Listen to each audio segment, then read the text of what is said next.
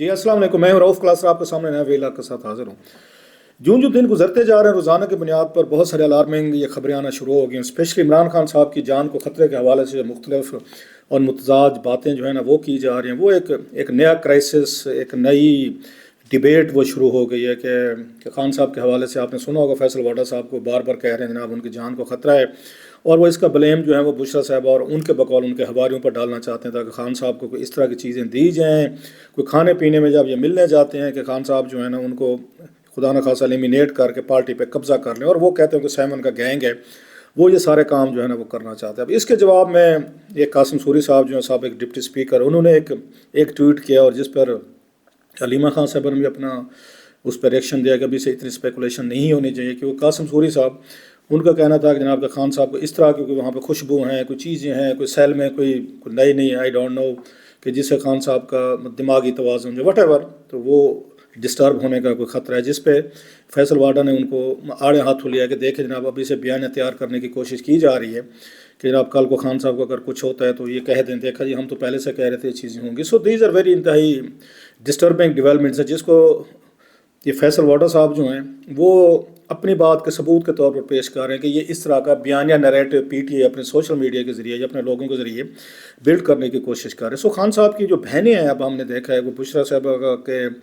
ان کا پہلے بھی مسئلہ چل رہا تھا، وہ اب سامنے آ رہی ہیں اپنے بھائی کو بچانے کے لیے، جو ہمیں نظر آتا ہے کہ انہیں لگتا ہے کہ وہ اس طرح جو کراس فائرنگ شروع ہوگی اور جس طرح کی خبریں آنا شروع ہو گئی ہیں، تو دیز مائٹ بی ویری اگر ڈینجرس ڈیولپمنٹس ہوں گے۔ روبینہ خان صاحب ہیں، ان کے حوالے سے کوٹ کیا جا رہا ہے ان کا سوشل میڈیا کو، ان کے اکاؤنٹس وغیرہ کو، انہوں نے بیانات انہوں نے کچھ دیے ہیں، اور اچھا وہ انتہائی اسٹریٹ شوٹر ہیں جو ان کی بہن روبینہ خان صاحب، ان کو پہلے بھی آپ نے سنا تھا زلفی بخاری صاحب کے حوالے سے انہوں نے باتیں کی تھی، وہ اپنے لفظوں کو وہ نہیں کرتی، ایک ہوتا ہے نا تھوڑا سا ٹون ڈاؤن کریں ڈپلومیٹک، وہ اسٹریٹ بات کرتی ہیں، اور ان کے بارے میں کہا بھی یہی جاتا ہے کہ وہ اپنی فیملی میں وہ سیدھی بات کرتی ہوتی ہیں۔ سو ان کی سیدھی باتیں جو ہے پہلے زلفی بخاری صاحب کو ہٹ کیا تھا جب چانسلر کا انہوں نے الیکشن لڑوایا تھا خان صاحب کو، اس پہ بھی وہ ناراض تھیں، وہ ناخوش تھیں۔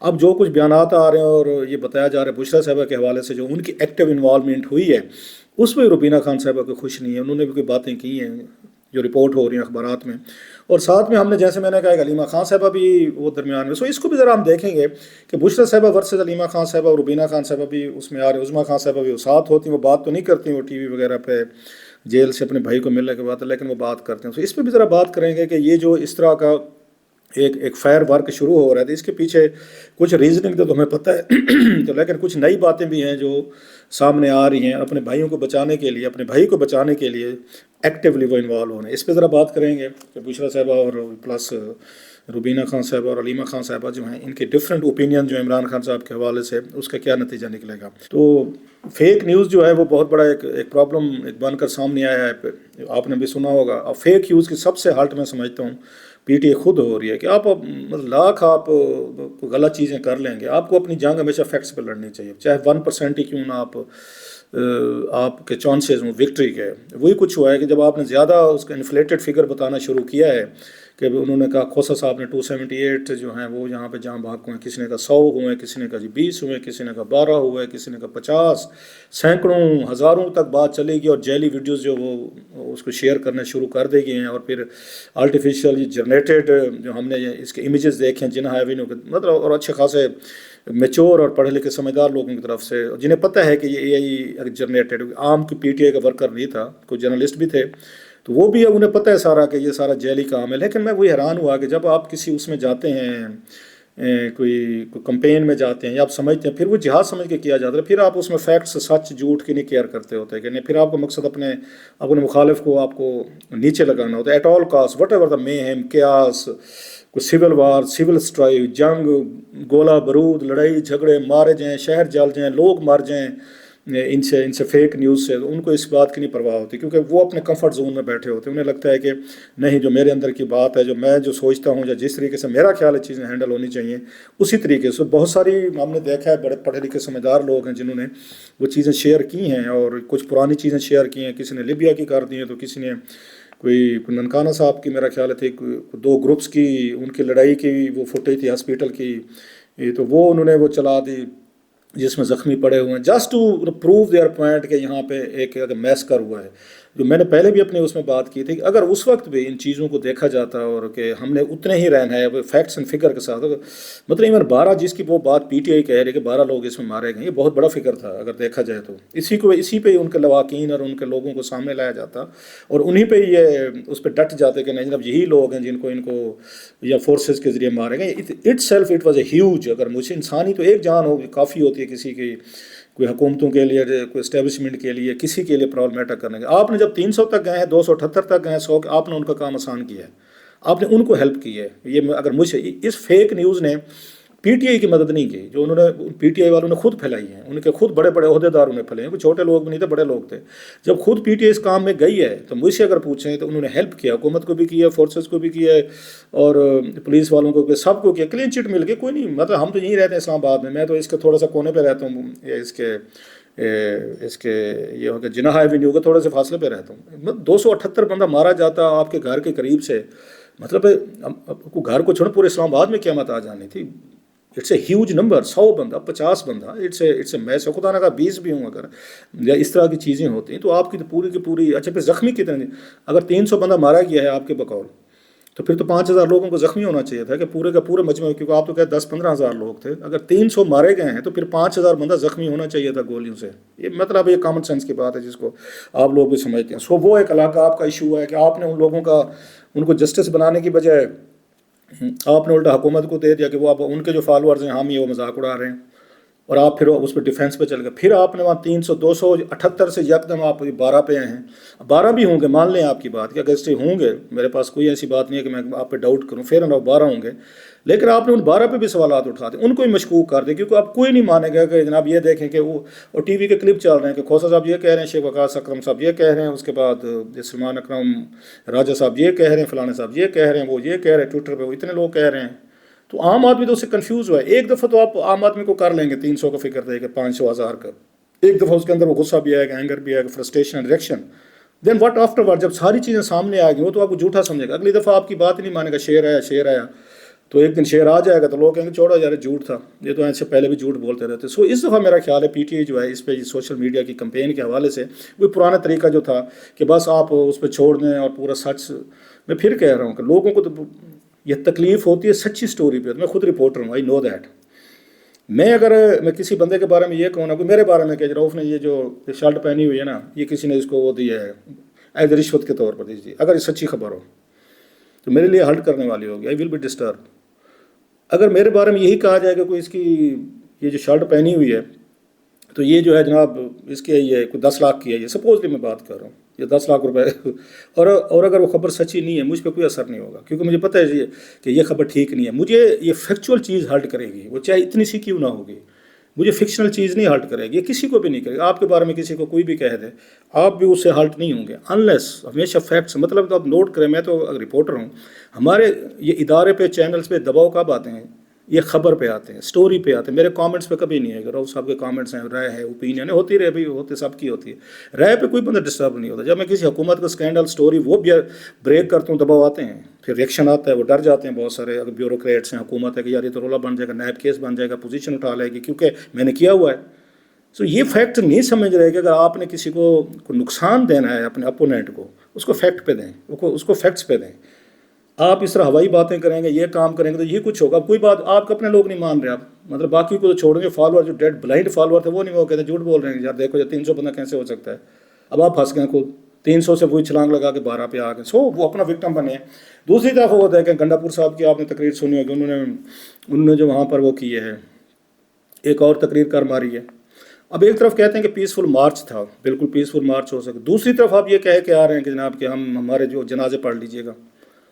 اب اس بات پھر ہم نے بہت ساری پکچرز دیکھی ہیں، سٹوری دیکھی ہیں، کچھ اسلحے کے ویڈیو سامنے آ رہے ہیں، پھر وہ مارو مر جاؤ، خونی انقلاب، اس طرح کی چیزیں کر کے لائیں گے تو وہ تو پھر آگے سے مطلب یہ چیزیں تو ہونی تھیں جو کہ نہیں ہونی چاہیے تھیں.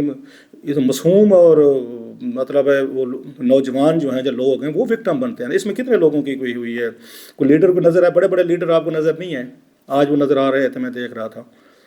وہ ٹھیک نہیں ہے، وہ بلڈ شیڈ کے لیے نہیں ہے، وہ پڑھے لکھے لوگ ہیں، سمجھدار. سلمان اکرم راجہ صاحب ہوں، بیرسٹر گوہر ہوں، میں سپوز ان کی بات کر رہا ہوں. تو پڑھے لکھے لوگ ہیں، سمجھدار لوگ، وہ سیاست کرنے ہیں، کسی کو مارنے مرانے تو نہیں ہے، ان کے بچے ہیں، ان کی فیملی ہے، وہ کوئی تھوڑا کلاؤٹ رکھتے ہیں، ان کے ابیلٹی سے آپ فائدہ اٹھائیں. یہ تھوڑا ہے کہ وہ آئیں آنسو گیس کھائیں، گولیاں کھائیں اور پھر وہ خود بھی زخمی ہوں. حامد خان صاحب کو میں دیکھ رہا تھا آج، وہ بھی نمودار ہو کے نظر آ گئے ہیں. تو جب آپ اس طرح کے کام کریں گے، بشرا صاحبہ کہیں گے جو نہیں لے کر بندے آئے گا تو پھر ہم اس کو پارٹی سے نکال دیں گے، ٹکٹ نہیں دیں گے. مطلب جو آئے ڈسٹربنس کرے، بندے مارے، چیزیں کرے. خان صاحب کو جو بھی رہائی ملنی ہے وہ آپ کو وہ عدالتوں سے ملنی ہے، آپ کو ہی پتہ ہے، یا آپ جن سے بات چیت کرنا چاہتے ہیں ان سے ملے گی، آپ کو جلسے جلوسوں سے نہیں ملے گی. کبھی بھی کوئی یہ اسٹیبلشمنٹ اس پہ نہیں کرے گی کہ وہ اس طرح کے جلسے جلوسوں سے یا ہنگاموں سے وہ ان کو ریلیز کرے گی، وہ نہیں کرے گی.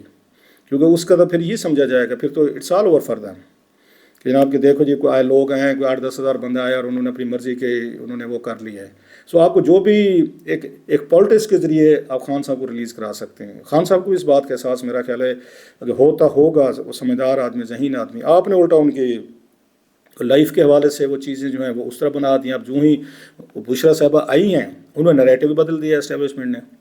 وہ اب یہ کہہ رہے ہیں کہ جناب کہ بشرا صاحب مروانا چاہتی ہیں خان صاحب کو. یہ میں نہیں کہہ رہا، آپ کو پتہ سن رہے ہیں.